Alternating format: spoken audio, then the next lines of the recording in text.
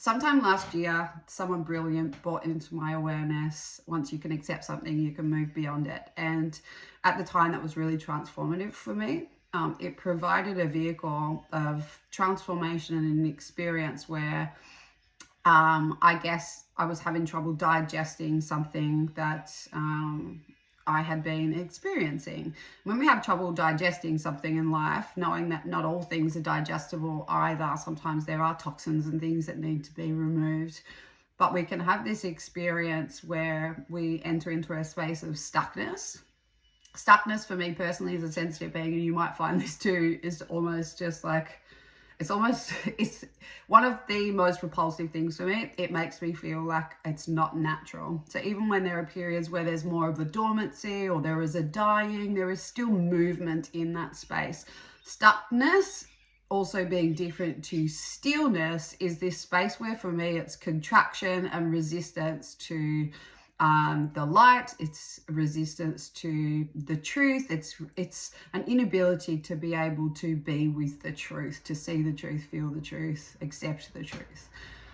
Today in the coven, the women from the House of Mystics who have moved on to further education, we explored this beautiful concept that was born into my awareness as a gift from another human being. If I could name them, I would. It was more sort of in passing. But this beautiful insight created this pocket of awareness for me to bring in subtle parts of movement to experiences that were feeling stuck or stagnant, and something that I could apply to situations that were feeling harder to digest.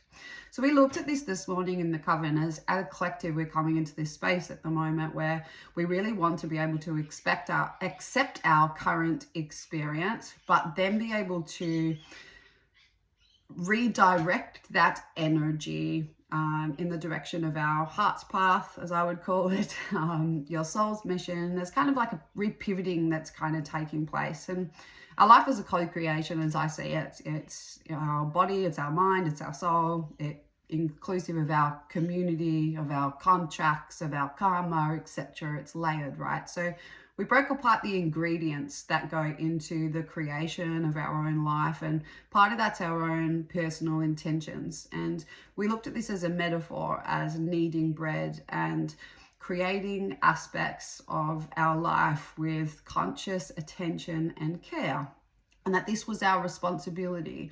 And when we're in a space of creation, or when we're in a space of unknown, we're able to assist the manifestation or contribute with the manifestation process from a conscious space, knowing that part of this creation is destiny, part of it is these contracts, part of it's all these different flavors. So we add to this creation in these places where we've come to a spot that some of you might be feeling really stuck in.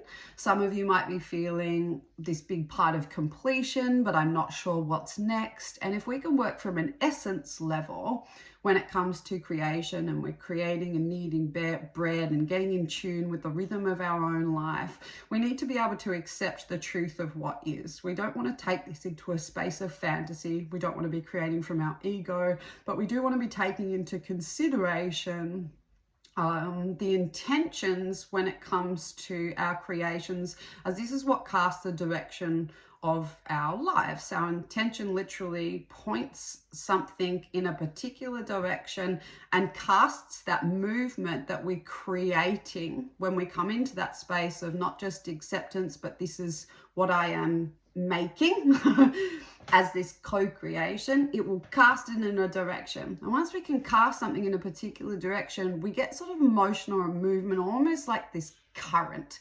When we have this beautiful current, we're able to ride it quite intuitively. So it doesn't mean that just because we are participating in the creation of our reality that we have to do this every day. It can be that we're revisiting this kneading until it comes into full fruition and you're experiencing it in your physical reality and you're interacting with it or fine-tuning it that way. It's fine.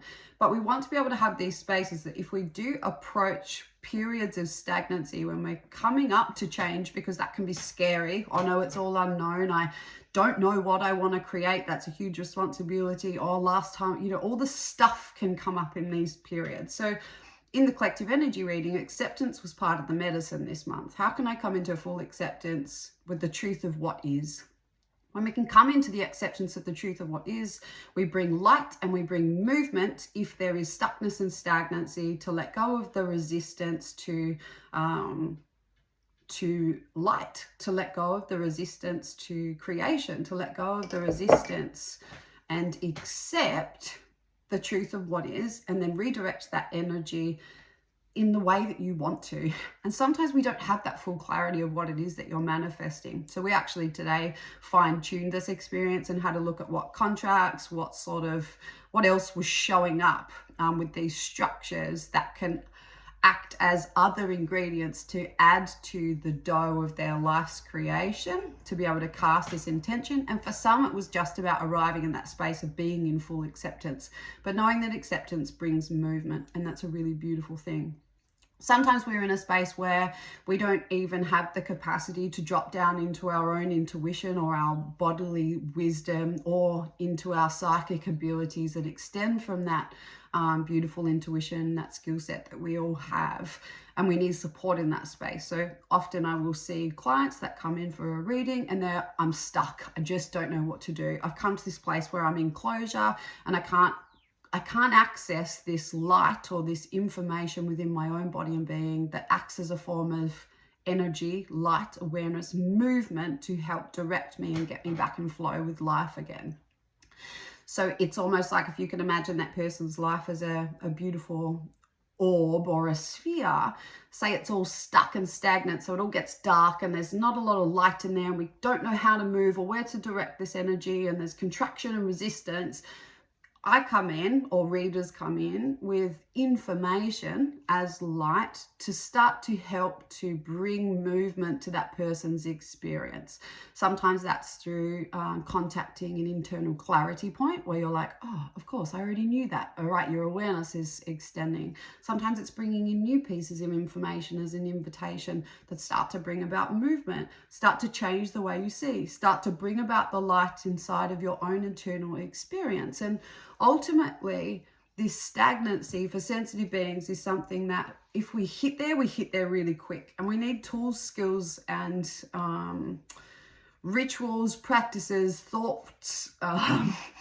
We need ways to be able to learn to work with the patterns, the currents, and to create motion and to bring light into spaces that feel dark, feel scary, feel closed, feel stuck, and feel stagnant. So if we can't do this ourselves, a reading is a really beautiful space for that. It's also something that as human beings is quite normal periodically, but we don't want to stay there for long periods of time, because if we do stay contracted, if we do stay closed in those periods, that's where we start to feel that effect through all the layers of our reality. It's where sickness and illness and things can pop up. It's where we can start to feel insane. It's where we can feel disconnected, where we feel numb, where we feel like we don't have energy or the capacity to do anything. We start to bring light and movement and energy back into the body. We start to reconnect with our life force energy.